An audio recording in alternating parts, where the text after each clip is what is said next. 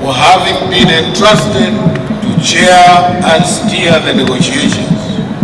In conclusion, Excellencies, ladies and gentlemen, the conflicts in our region have served as a big lesson for us as leaders and citizens of Africa.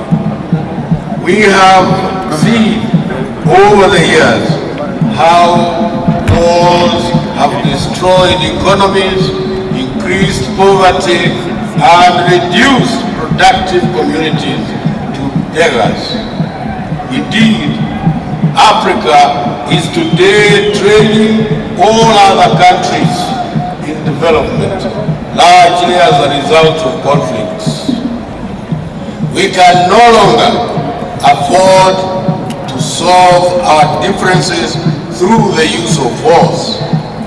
Wars are costly and must be avoided.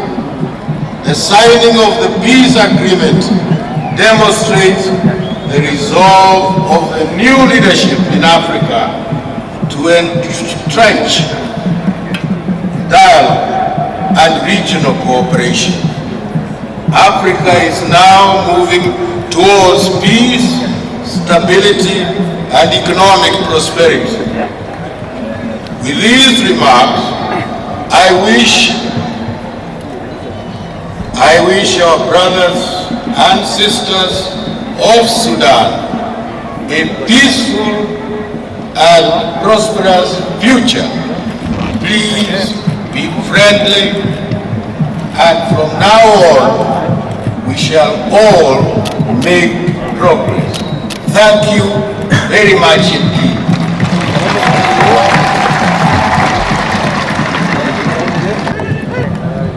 Your Excellencies, Presidents, Heads of Government, and Heads of Delegations, as a special request and a consideration that has been granted,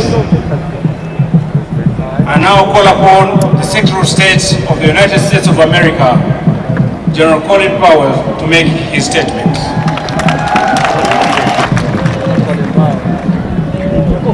Here today, representing President Bush and the American people, to witness the signing of the historic comprehensive peace accord for Sudan. At the outset of his administration, President Bush set as his top priority in Africa ending the tragic civil war in Sudan. Today, we declare an end to that war and to the beginning of a peace. This accord ends more than 2 decades of conflict. It can close a dark chapter in the history of Sudan and open the door to a promising future for all Sudanese. Sudan can now become an example of reconciliation. It can demonstrate to the world that even the most intractable conflicts can be resolved. There were many difficult negotiations, and many have made enormous contributions. In particular, the Intergovernmental Authority on Development and the government of Kenya. All of us owe General Zumbewo a great debt of gratitude for his extraordinary efforts. I am pleased that the United States, the United Kingdom, and Norway were able to support this African-led process. In September 2001, President Bush appointed Ambassador John Danforth as his special envoy for Sudan. The President's instructions to him were to spare no effort. The President stayed personally involved to ensure our efforts in Sudan had the administration's highest level of attention. I want to express my appreciation for the vital contributions of Ambassador Danforth, and for those of our special humanitarian coordinator, Andrew Natsios, and the entire State Department Africa team. But above all, I salute President Bashir, Vice President Taha, and Chairman Garang for their persistence, their dedication, and the statesmanship they have shown. They now share an enormous responsibility. The people of Sudan expect a lasting peace. a peace that brings democracy and prosperity to a unified country. The United States pledges our full support as they go about this historic task, and there is much to do. The world must stay closely engaged with Sudan in the hard work of reconstruction. The National Congress Party and the Sudan People's Liberation Movement must act quickly to build on the goodwill and momentum of this bright day. These new partners for peace must work together immediately to end the violence and the atrocities that continue to occur in Darfur. Not next month or in the interim period, but right away, starting today. The United States and the world community expect the new partners to use all necessary means to stop the violence, and we expect to see rapid negotiation to resolve the crisis in Darfur. I also want to recognize the impressive efforts of the African Union, and in particular, President Obasanjo. We urge all parties to cooperate fully with the African Union. For our part, the United States looks forward to a positive relationship with this new Sudan. However, achieving this positive relationship will only be possible in the context of peace throughout the entire country. This is a promising day for the people of Sudan, but only if today's promises are kept.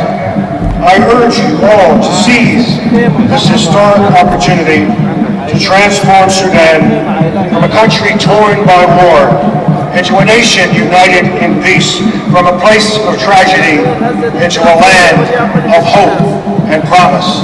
Thank you all. Thank you all very much. It is now my greatest honor and privilege to invite His Excellency Omar Hassan el-Bashir, President of the Republic of Sudan. Your Excellency, sir. بسم الله الرحمن الرحيم. الحمد لله والصلاة والسلام على رسول الله. فخامة الرئيس مولاي كيباكي رئيس جمهورية كينيا، فخامة الرئيس يوري موسيفيني رئيس منظمة الإيجاد، أصحاب الفخامة رؤساء الدول والحكومات ورؤساء الوفود، معالي الوزراء، الحضور الكريم، هذا يوم مجيد من أيام السودان، يوم عظيم من أيام أفريقيا، وهو يوم السلام. نحييكم فيه بتحية الإسلام الخالدة، السلام عليكم ورحمة الله وبركاته. A great day for Africa, the day of peace, in which I shall salute you by the everlasting creed of peace, which is peace, blessing, and graciousness of God be upon you. Assalamu alaikum wa rahmatullahi wa barakatuh. وهو بركة وزيادة تعود على الناس بالخير والنفع العميم، وشعبنا قد ذاق مرارات الحرب والاقتتال ما ذاق، وهو رحمة عظمى أن يبدل بالخوف أمنا وبالتشرد عودا حميدا إلى الديار، فالسلام سوف يعود إلى بلادنا بالزيادة والرفاهية والنماء. It is indeed a graciousness that abounds to alleviate distress and suffering, and a blessing that brings about welfare and abundant good. Our people had experienced the bitterness of war and fighting a great deal.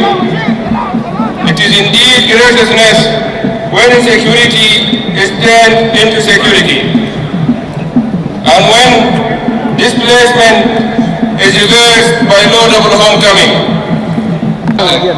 الحفل الكريم نحن ننظر إلى الاتفاق الذي أبرم